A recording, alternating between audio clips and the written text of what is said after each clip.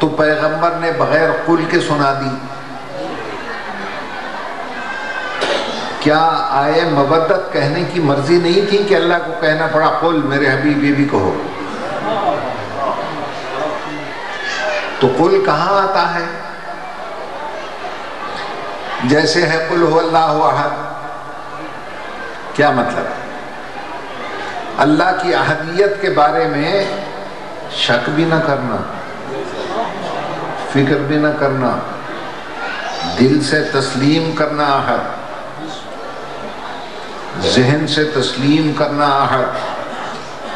اگر ذرہ برابر بھی اس کی احدیت کے خلاف کوئی تصور آیا، مسلمان نہیں رہو گے، کافر ہو جاؤ گے۔ تو جن آیتوں کے بارے میں ذرہ برابر شک کرنا انسان کو کافر بنا دیتا ہے، وہ قل سے شروع ہوتی ہے۔ اہل بیت کی مودت میں شک بھی نہ کرنا، سوچنا بھی نہیں ان کے خلاف، ورنہ کافر ہو جاؤ گے، مسلمان نہیں رہو گے۔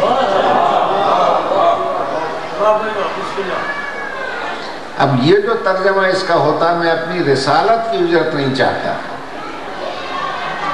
رسالت کس لفظ کا ترجمہ کیا مولویوں نے؟ وہاں تو لفظ ہے علیہ اجر، علیہ تو عربی کا لفظ ہے جس کا ترجمہ ہوتا ہے اس بات پر اجرت۔ اور رسالت کی اجرت رسول ہم سے کیسے مانگے بھائی؟ توجہ کیجئے نا، دیکھیں نا، ایک شخص کو گورنمنٹ مقرر کرتی ہے، ڈی سی، کمشنر، تحصیلدار، تھانے دار، وہ تنخواہ لے، اجرت لے تو اس سے لے جس نے مقرر کیا ہے۔ اگر رسول کو ہم رسول اور نبی بناتے تو ہم سے اجرت لے، اگر اللہ نے بنایا ہے تو پھر اللہ سے مانگے، ہم سے کیسی اجرت مانگے؟ پتہ نہیں میں سمجھا سکا یا نہیں۔ اسی لیے وہ کہتا لا اسألکم، میں تم سے سوال ہی نہیں کرتا، مجھے سوال کرنا آتا ہی نہیں۔ میں نے کبھی اللہ سے نہیں مانگا، تم سے کیا مانگوں؟ اللہ کو کہنا پڑتا قل رب زدنی علما، میرے رسول علم کی زیادتی مانگ لے، وہ منگواتا ہے تو میں مانگتا ہوں اپنی طرف سے، تو میں اس سے بھی نہیں مانگتا، تم سے کیا مانگوں؟ اس لیے کہ مانگنے والوں کا حشر میرے سامنے ہے۔ موسیٰ طور پر دیدار مانگنے گئے تھے، وہ جھڑکیاں سنی کہ ہوش اڑ گئے۔ عیسیٰ اللہ سے ملاقات مانگنے گئے، چوتھے آسمان پہ روک دیے گئے۔ سلیمان نے مانگا رب حب لی ملکا، یا اللہ مجھے اتنا بڑا ملک دے، مانگنے کا نتیجہ ہوا مانگا اتنا بڑا ملک، ملی اتنی سی انگوٹھی، مانگا ملک ملی اتنی سی انگوٹھی، انگوٹھی پہن لی تو مالک الملک، انگوٹھی اتار دی تو سلیمان بے ملک، پہن لی تو ہوا فضا چرند پرند پر حکومت، اتار دی تو آرام سے بیٹھے ہیں سر جھکائے ہوئے۔ وہاں اللہ کا حبیب سلیمان کی آنکھوں میں آنکھیں ڈال کر پکارتا ہے، حضرت سلیمان انگوٹھیاں مانگ مانگ کر حکومت کرنا اور بات ہے، انگوٹھیاں زکوٰۃ میں دے دے کر ولایت تک دھوم مچا دینا یہ اور بات۔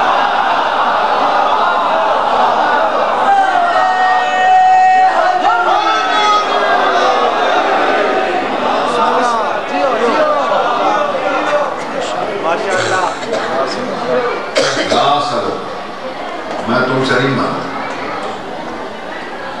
اور رسالت اور نبوت کی اجرت ہم سے کیسے مانگے؟ ہمیں کیا پتا کب نبی بنا؟ ہماری تو حیثیت ہی کچھ نہیں ہے۔ کیوں مورت والوں؟ جب سب سے پہلی مورت اللہ نے بنائی آدم کی صورت میں،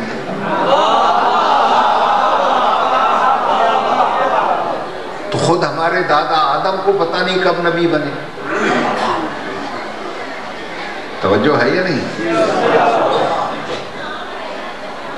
تو جب ہمارے دادا کو ہی پتہ نہیں ہے اور ہمیں کیا پتا کب تک کے لیے نبی بنے، اس وقت سے لے کر اس وقت تک کی اجرت ہم سے رسول کیسے مانگے؟ توجہ ہے یہ نہیں؟ جو پیدا اس وقت ہوا جب کائنات میں نہ کوئی صورت تھی نہ مورت، ساری دنیا میں اسی طرح خاموشی تھی جیسے اس مجلس میں ہے،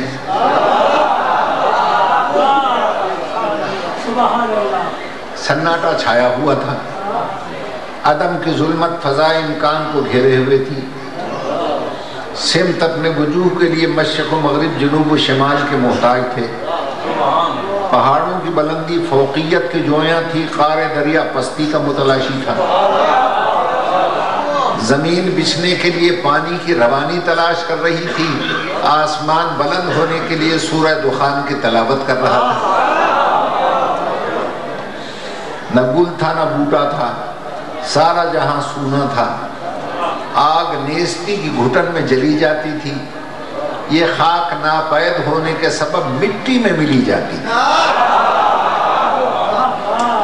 نہ سورج تھا نہ چمک تھی، نہ چاند تھا نہ دمک تھی، نہ ستارے تھے نہ جھلک تھی، نہ ڈالیاں تھی نہ لچک تھی، نہ بلبل تھا نہ چہک تھی، نہ کلی تھی نہ مہک تھی، نہ غنچے تھے نہ چٹک تھی، نہ کسی منافق کے دل میں ولائے علی کا خواب تھا نہ کھٹک تھی۔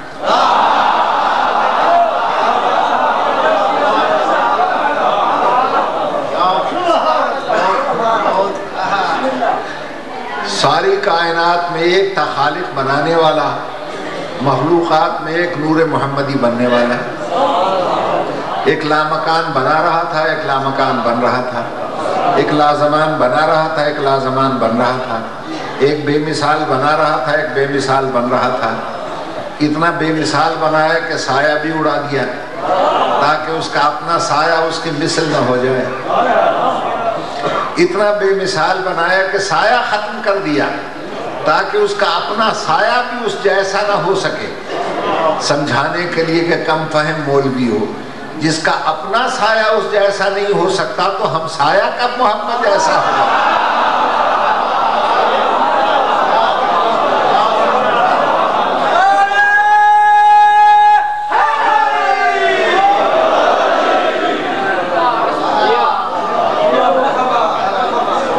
مکھی کی مجال نہیں کہ جس میں اقدس کو چھو سکے، مچھر کی طاقت نہیں کہ قریب آ کر بیٹھ سکے، اتنا بے مثال بنایا۔ توجہ رہے صاحبان، اتنا بے مثال بنانے کے بعد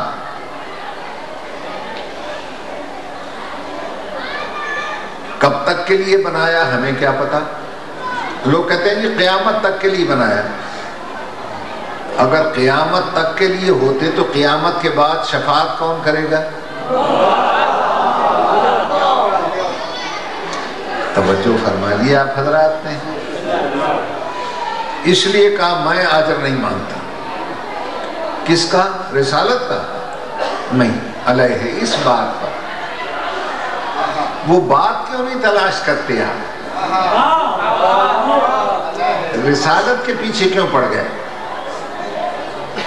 اس لیے کہ جس نبی اور رسول سے پوچھا ہم اجرت دیں، قرآن پڑھیں، سب نے کہا ان اجر الا علی اللہ، ہماری اجرت تو اللہ کے حوالے ہے۔